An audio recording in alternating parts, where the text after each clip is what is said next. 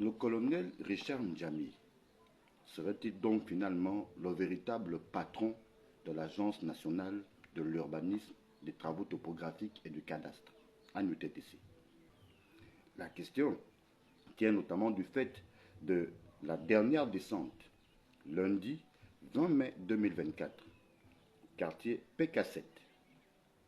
Descente du colonel Ndjami avec toute une escouade de policiers et militaires en treillis au domicile de la famille Ntoutoum pour signifier à cette dernière que le terrain qu'ils considéraient comme étant le leur, un terrain qui leur a été légué par leur patriarche, qui y est d'ailleurs enterré, donc ce terrain ne leur appartient plus, parce que le CTRI, qui serait en guerre, mais en guerre contre qui? Allez savoir, le CTRI donc aurait un projet de construction d'une structure de santé dans cette partie de leur terrain, où ils ont planté un panneau estampillé projet CTRI à l'UTTC. La famille Ntoutoum, ou plutôt la succession Ntoutoum Jean-Marie, est installée sur ce terrain depuis des générations. Ce terrain a été acquis en 1956, parce que le patriarche de cette famille a fait la Seconde Guerre mondiale, 39-45. Et c'est au sortir de cette Seconde Guerre mondiale que l'administration coloniale de l'époque va lui concéder cette zone, ce terrain, véritable domaine, où la famille avait planifié que sur des générations, chacun pouvait construire. Feu Ntoutoum Jean-Marie était natif de l'estuaire. Donc, ce n'est pas comme un Olentémois ou quelqu'un qui viendrait de la Nianga ou d'une toute autre province du Gabon pour s'installer à Libreville. C'est un natif de la province de l'estuaire. Mais voilà donc que cette famille va donc se retrouver aujourd'hui sans plus un lieu de recueillement, un lieu de souvenir, un lieu qu'ils pourront appeler notre village. L'erreur a certainement été pour eux d'avoir accepté, sans demander un centime, que l'État empiète sur leur terrain quand il s'est agi de construire la voie qui part aujourd'hui du rond-point du PK7 jusqu'à plein ciel Bisségué. Ils n'ont pas demandé un centime, estimant que si c'est pour l'État, c'est pour le bien de tous, on peut faire la route. La deuxième erreur a certainement été d'avoir autorisé la société adjudicataire d'installer là, sur leur concession, leur base vie. Et c'est à partir de là que tout dégringole. Parce que l'U7 va se présenter un matin et commencer à marquer même leur maison. Or, dans cette affaire, cette famille a perdu 1 million de loyers mensuels. Parce que sur la partie où la route passe, des maisons qui faisaient office de location, c'était des box et autres, leur rapportaient par mois 1 million. Une famille qui, sur des générations, avait de quoi vivre tranquillement, même pour les enfants qui ne travaillaient pas. Chacun pouvait se dire, j'ai quelque chose qui me tombe dans les mains chaque mois et puis je peux me projeter. Et tout cela leur a été pris et ils sont en train pratiquement de tout perdre aujourd'hui, puisque si donc ce terrain leur est ravi, et du fait que les maisons aient été marquées par l'U7, et à l'allure où vont les choses, il est fort à parier que toute leur concession leur sera finalement ravie et que les tombes de feu leurs parents seront même exhumées pour être enterrées peut-être dans un cimetière municipal où malheureusement, pour ce qui est des cimetières municipaux de Libreville, il ne fait pas bon enterrer quelqu'un. Voici toute la paperasse. Voici le courrier adressé par Maître Moulungi au directeur général de l'ANUTTC. Un courrier qui s'étend sur 3 pages, mais que le colonel Ndjami Richard a refusé de lire. Voici tout le dossier de la famille Ntoutoum au niveau de l'ANUTTC. C'est plusieurs courriers, c'est toute une documentation sur plusieurs années. Sur plusieurs années, tout un dossier avec des accusés de réception, tout ce qui a été entrepris comme démarche, avec des différentes quittances payées, les différentes quittances payées au trésor de l'ANUTTC, etc. Tout ceci balayé du revers de la main. Dans l'antériorité du dossier, il y a tout ce qui a été fait du côté de la COFET. avec toujours des quittances qui ont été payées, devis estimatifs à la COFET, tout ceci payé sur fonds propres. Toujours dans l'antériorité de cette affaire, tout commence avec l'Afrique équatoriale française, puisque, comme je l'expliquais, le patron de cette famille a fait la guerre 39-45, la Seconde Guerre mondiale.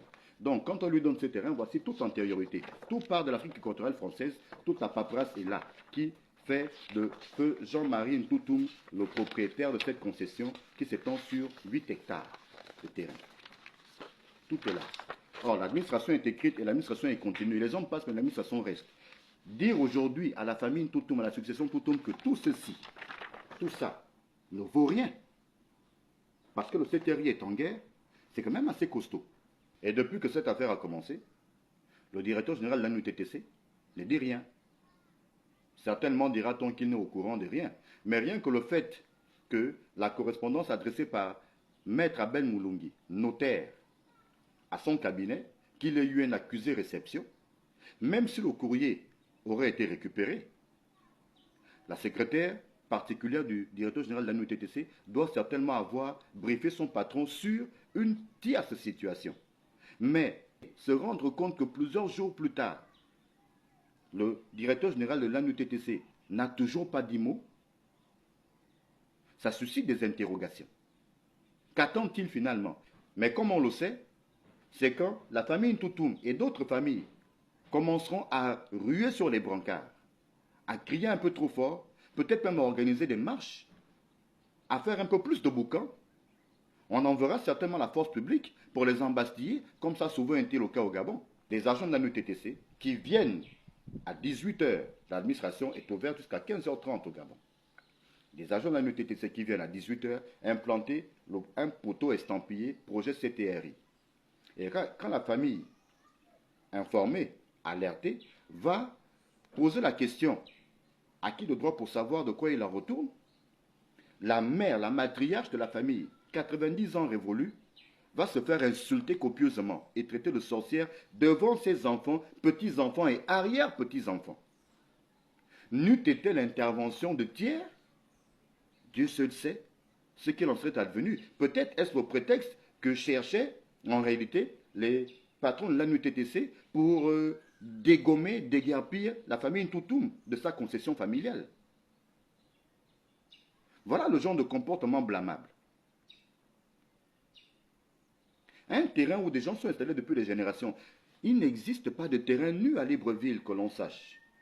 Au XXIe siècle, en plein PK7, un terrain nu n'appartenant à personne, parce que marécageux, ça n'existe pas. Les gens peuvent ne pas avoir des moyens d'entretenir leur terrain, mais pour autant, ça ne veut pas dire que ce terrain ne leur appartient pas. Il y a toujours un propriétaire de terre à Libreville. Et d'autant que les gens soient natifs de l'estuaire.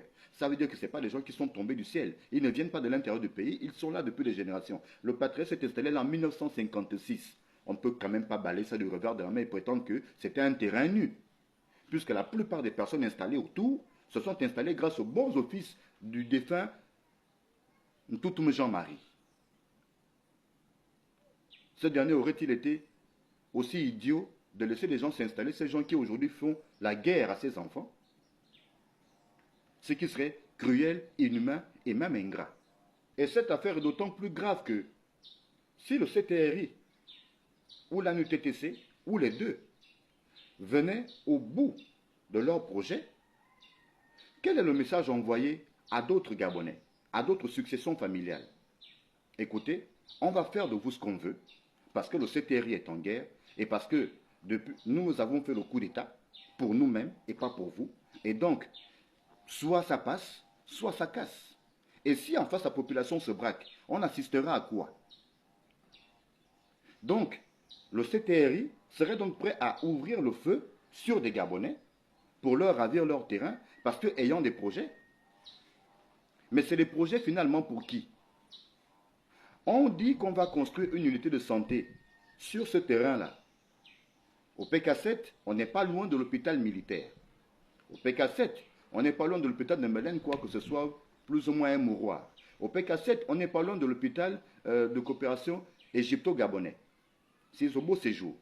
Au PK7, On n'est pas, on n'est pas non plus loin du centre de santé de Nzanyon, dans le 6e arrondissement de Libreville. Au PK7, on n'est même pas loin du centre hospitalier universitaire de Libreville, CHU. On n'est pas loin de Jeanne Ebory. Du PK7, on arrive facilement à n'importe quelle unité de santé. Quelle est donc l'urgence de ce projet?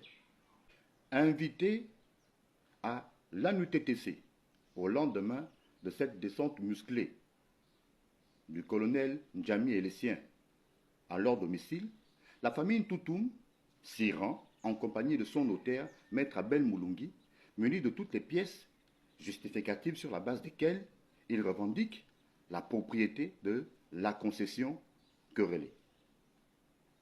Mais, plutôt qu'une concertation, c'est pas à un monologue que la famille Ntoutoum et son notaire assistent.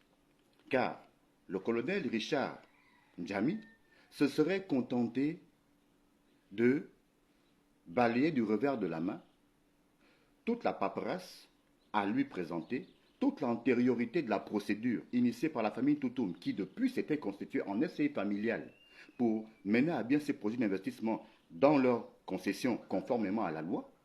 Tout ceci balayé du revers de la main par le colonel Ndjami, qui aurait simplement résumé les choses en arguant que le CTRI serait en guerre et qu'il y aurait donc 16 mois pour que le projet initié sur le terrain querellé sorte de terre. Toute chose, toute conclusion qui a donc fermé la porte à toute concertation.